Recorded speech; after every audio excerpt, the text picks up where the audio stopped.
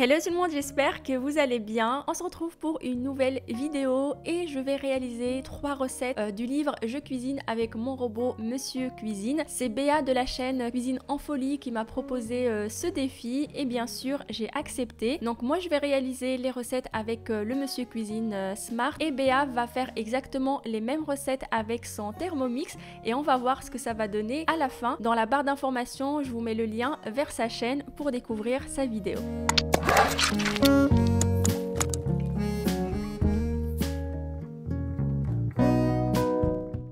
Je vais commencer par la préparation de la recette des bretzels parce que la pâte a besoin de lever et pendant qu'elle sera en train de lever, je vais réaliser les deux autres recettes.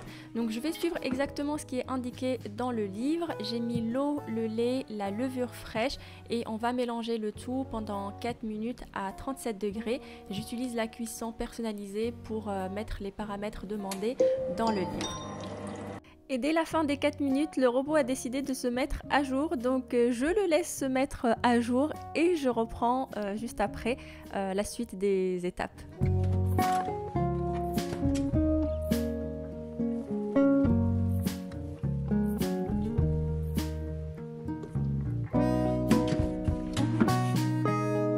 Il est indiqué de lancer le programme malaxé pendant 2 minutes, d'ouvrir, de dégager la pâte du couteau et de relancer encore 2 minutes. De toute façon, je vous mets dans la barre d'informations le lien vers le site. Je vais vous mettre tout le détail des ingrédients, les étapes à suivre si ça vous intéresse de tester aussi. Ensuite, il faut retirer la pâte et la mettre dans un grand saladier pour lui permettre de lever tranquillement et comme d'habitude, c'est une grosse galère de retirer la pâte de la cuve. J'essaie de retirer le maximum avec ma cuillère en bois et je finis toujours par retirer le couteau pour essayer de récupérer le maximum de pâte, sinon il va y avoir une grosse perte. Je ne trouve pas ça pratique, ce genre de robot est censé nous faire gagner du temps, mais finalement je trouve que sur certaines recettes ça fait plus perdre de temps. Par exemple pour pétrir une pâte, je trouve que ça fait plus perdre du temps que de nous faire gagner. Une éternité après, je trouve quand même qu'on a une belle pâte, elle est assez souple, légèrement collante. Je vais juste la travailler un petit peu pour former une boule, je la couvre et je la laisse poser 1 heure.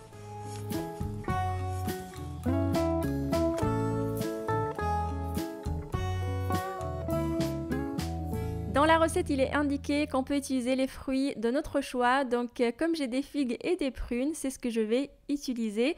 Pour la petite histoire, moi et Béa, on a galéré à trouver ces 3 recettes-là dans le livre, dans lesquelles on va utiliser le robot, on va dire un peu longtemps. Je ne sais pas trop comment vous expliquer, mais la grande majorité des recettes proposées dans le livre, le robot il servait presque à rien. En gros, par exemple, pour certaines recettes, on utilisait le robot pour mélanger, par exemple, le lait avec le sucre et tout le reste de la recette, on le faisait à côté et ainsi de suite. Et du coup, on s'est demandé, mais il sert à quoi le robot ou il sert à quoi le livre? On était un petit peu dubitative et du coup, on a cherché pendant un petit moment pour dire, bon, allez, on va faire ces 3 recettes-là. C'est vrai qu'on utilise le robot un peu, entre guillemets, longtemps. Sinon, pour d'autres recettes, on se dit, mais ça sert à quoi de salir le bol? Il suffit juste de prendre le fouet, de mélanger et puis voilà, ça économise du temps et ça économise un lavage d'un bol qui est quand même assez lourd.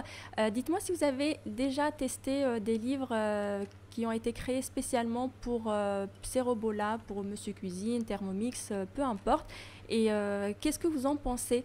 Pour moi, je me dis, si on a un livre de recettes pour ce genre de robot, c'est qu'on utilise le robot, entre guillemets, du début jusqu'à la fin de la recette, alors que dans ce livre-là, franchement, c'est plus pour nous aider. Au lieu d'utiliser, par exemple, votre batteur électrique, vous utilisez le robot, le Monsieur Cuisine, mais je trouve que ça ne vaut pas le coup parce que ça nous fait un lavage presque inutile.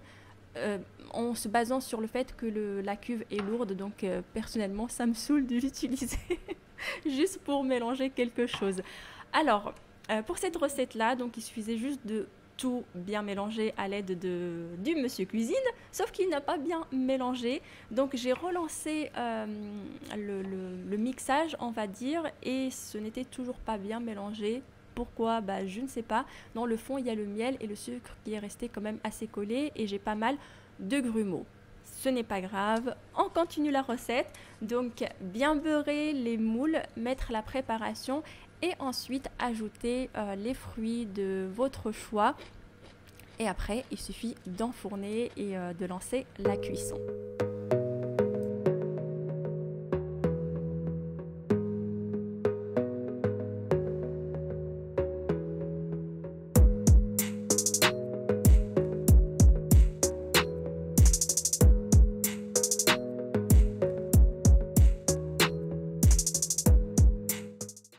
C'est parti pour la dernière recette. On nous dit de mettre les gousses d'ail pour les hacher. Ça ne hache pas forcément bien comme il faut. C'est normal, c'est tout petit et le couteau n'arrive pas à toucher les gousses d'ail.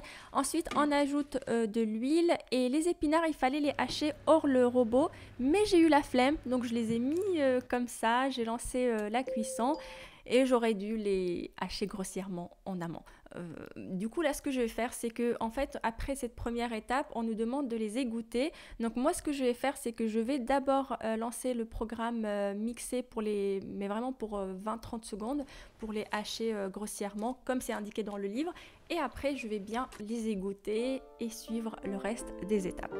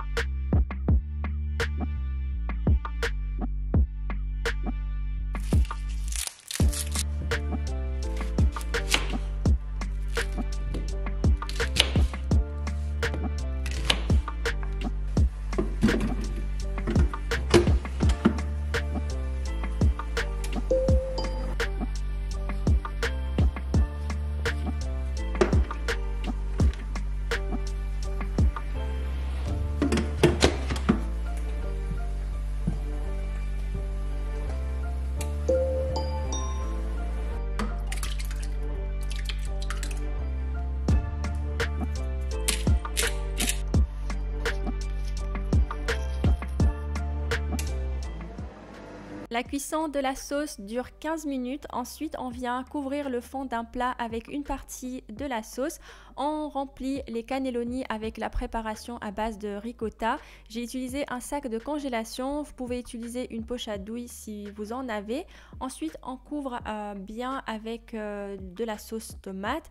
On ajoute du parmesan. Vous pouvez utiliser le fromage de votre choix. Il y avait assez de préparation pour faire 2 plats. Donc, j'ai fait 2 plats. J'ai utilisé quasiment la totalité de la boîte de cannelloni et j'avais assez de crème et de sauce tomate et après ça part à la cuisson.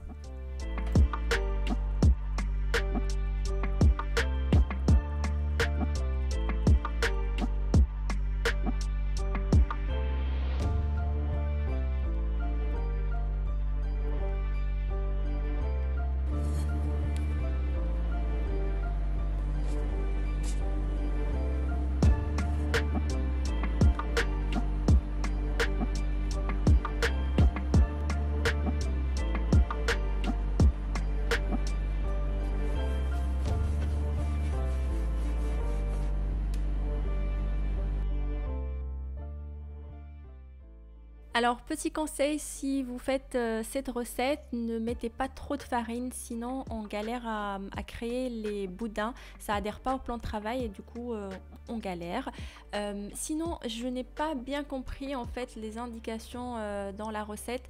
Donc, en gros, il fallait faire un boudin, le plier en deux et ensuite replier les deux extrémités pour former un cœur, mais ça voulait pas en fait bien se créer, j'arrivais pas à comprendre ça, et puis ça s'ouvrait, le cœur ne restait pas entier, donc j'ai fait comme j'ai pu et finalement à la fin vous allez voir que les cœurs étaient quand même plutôt pas mal.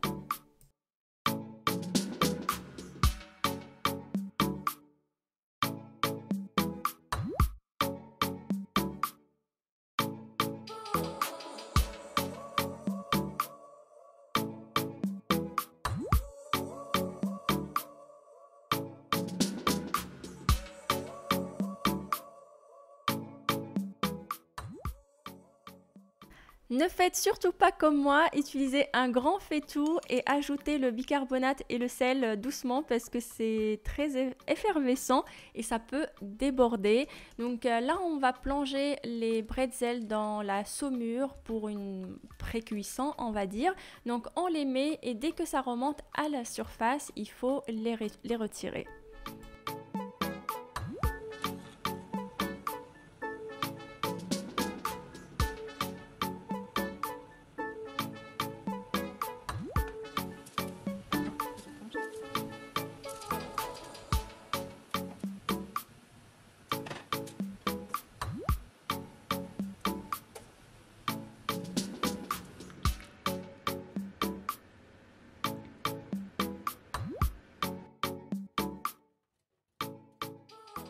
Alors avant d'enfourner, il faut ajouter du parmesan et les graines de sésame. Il faut commencer d'abord par les graines de sésame pour que ça colle et après on ajoute le fromage. Donc ne faites pas comme moi.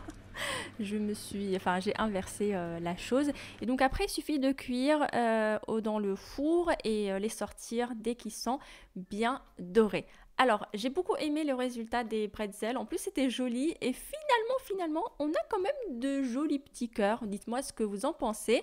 Ils sont assez moelleux et franchement, on les a bien dégustés. Par contre, il faut les manger le jour même. Ceux qui sont restés pour le lendemain, c'était pas top. La pâte était assez sèche. Donc, vraiment, mangez-les le jour J. En ce qui concerne les cannelloni, heureusement que j'ai ajouté du sel et du curry pour relever le goût. Sinon, c'était vraiment trop fade et ça allait être dommage vu la quantité que j'ai obtenue. Oh là là, l'accent obtenu. Et en ce qui concerne les clafoutis, là c'était vraiment une déception. Alors le goût ça surprend, le miel teint dans du sucré comme ça, je n'ai pas l'habitude, ça m'a surpris, mais c'était pas mauvais, franchement c'était bon. Ça m'a surpris mais c'était quand même bon. Par contre la texture elle n'était pas top, alors sur la surface effectivement c'était assez moelleux grâce au jus des fruits, mais par contre on avait une masse, le fond était très compact, très condensé, donc c'était vraiment pas agréable en bouche lors de la dégustation. Je vous laisse aller voir la vidéo de Béa, je ne l'ai pas encore visionnée, donc je vais aller voir ce qu'elle a obtenu comme résultat et ce qu'elle a pensé des 3 recettes réalisées. Et je vous dis à la semaine prochaine pour une nouvelle vidéo.